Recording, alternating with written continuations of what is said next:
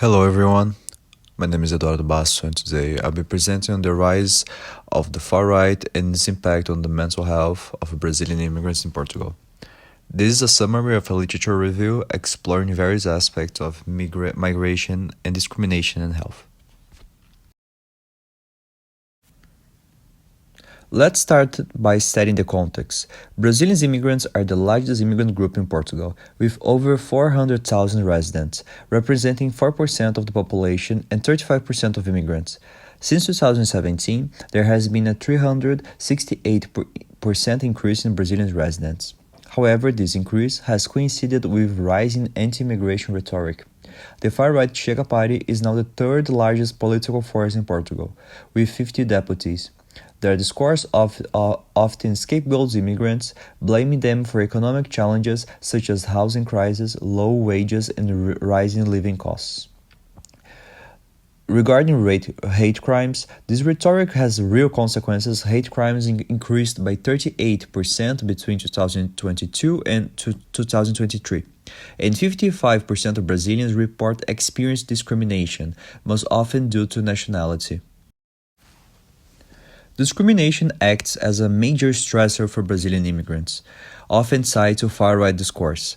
This contributes to anxiety, depression, and trauma, while challenges like cultural adaptation and job market access worsen the situation. Accessing mental health services is another barrier. Public services are slow and private care is often too expensive.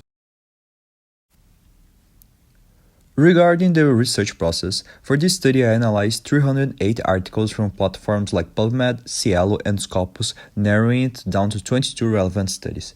Keywords like anxiety, far-right, mental health, Brazilian immigrants guided the search. The inclusion criteria focus on studies addressing immigrant mental health or experienced discrimination. Articles that didn't focus on immigrants, minorities, or mental health were excluded. The main results shows that anti-immigration rhetoric significantly worsens mental health. Hostile attitudes towards immigrants are a strong link to support for far-right parties. The minority stress model is a valuable framework for understanding the unique stressors faced by immigrants. Structural racism, as discussed, contributes to fear of deportation and limits access to social services. And finally, Pusset's works confirms that immigrants generally have worse mental health outcomes than native populations.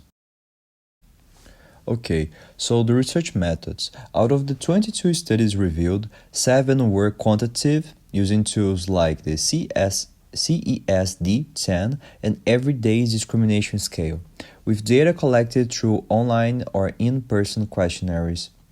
The majority, 70 studies, were qualitative, relying on literature reviews, focus groups, and interviews conducted in health centers, intervention programs, or online.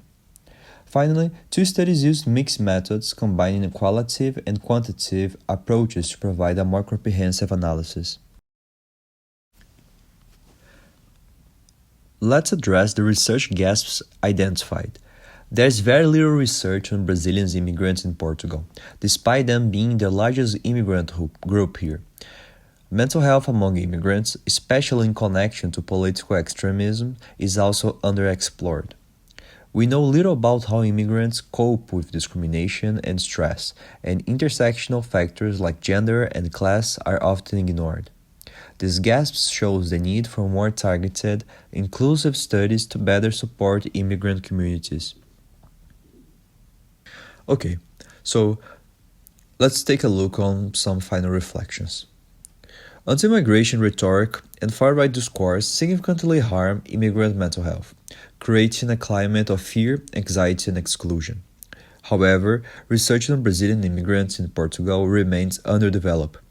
To address these challenges, we need a comprehensive social-political approach that links mental health with broader social factors.